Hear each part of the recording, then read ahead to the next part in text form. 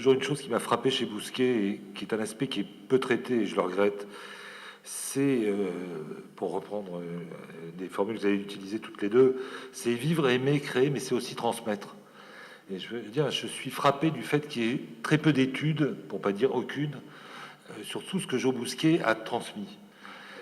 Parce que Jo Bousquet, c'est quoi? C'est un homme immobile dans un lit à Carcassonne, à une époque où il n'y a pas de téléphone, où les journaux parisiens arrivent peu ou prou, on va dire, de manière aléatoire, et qui, à partir de 20, ne va rater aucun événement culturel important.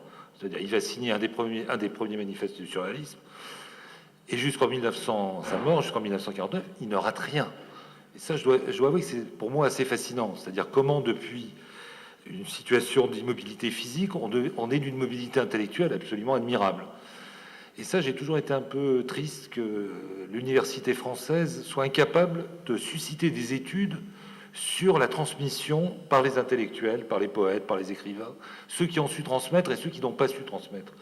Or, Jo Bousquet, c'est le type même d'écrivain qui a su transmettre. Il a su transmettre, je veux dire, d'un point de vue égoïste à ma mère, bon, c'est très bien, mais d'un point de vue beaucoup plus large, je veux dire, le mouvement dans les Cahiers du Sud, dans le mouvement surréaliste, il a eu un rôle absolument essentiel dans la vie d'un certain nombre de peintres.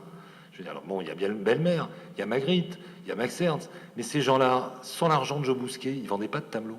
Il faut quand même le dire. Jo Bousquet, il vendait des terres pour acheter des tableaux. Bon, à des gens à qui personne ne voulait acheter des tableaux. Bon, alors, évidemment, après, l'histoire de la collection Jo Bousquet est une histoire triste, puisque le jour où il meurt, ces tableaux sont vendus à Lacan, un certain nombre de margoulins, qui d'ailleurs ont fait fortune grâce à Jo Bousquet.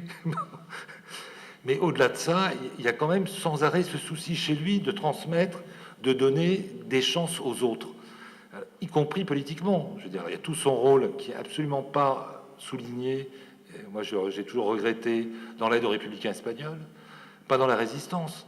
Parce que je veux dire, diriger un groupe de résistants depuis son lit de la rue de Verdun à Carcassonne, sans se faire piquer par la Gestapo. Bon, je sais par exemple qu'il y a des archives qui n'ont jamais été explorées à la préfecture. Il faudrait rechercher ces archives sur, par exemple, comment la police de Vichy traitait le problème de Jo Bousquet, parce que c'était un lieu de résistance, la chambre de Jo Bousquet. Bon, tout cet aspect-là de Jo Bousquet est un peu masqué, et moi, j'ai toujours regretté. Alors, il est masqué parce que les gens sont fascinés par les textes de Jo Bousquet. Je crois que tu as très bien expliqué pourquoi. Et bon, j'y reviendrai pas. Mais de même que quelqu'un sur qui tu as écrit, qui est Nathalie Clifford-Barnet, on parle de l'œuvre de Nathalie Clifford-Barnet, beaucoup moins du rôle de transmetteuse oui, qu'elle a eu pour un certain nombre de gens. Moins, mais qu'elle a eu un peu quand même. Un peu, bon, hein. Donc, c'est cet aspect-là de Jo Bousquet que j'aimerais bien, auquel on s'attache plus souvent. Et on s'attache plus profondément, parce que le rôle du comité des intellectuels antifascistes à Toulouse en 45-46 est un rôle quasiment ignoré, où il y a Tzara, il y a Tristan Tzara, le dirige. Je veux dire, c'est pas rien, Tristan Tzara. Bon, alors c'est vrai que c'est sa période, on va dire, pour être gentil, néo-stalinienne. Bon, mais il le dirige quand même. Bon, et c'est pas parce que c'est une période néo-stalinienne que ça n'a pas une grande influence sur toute une génération, sur Cassou, des gens comme ça.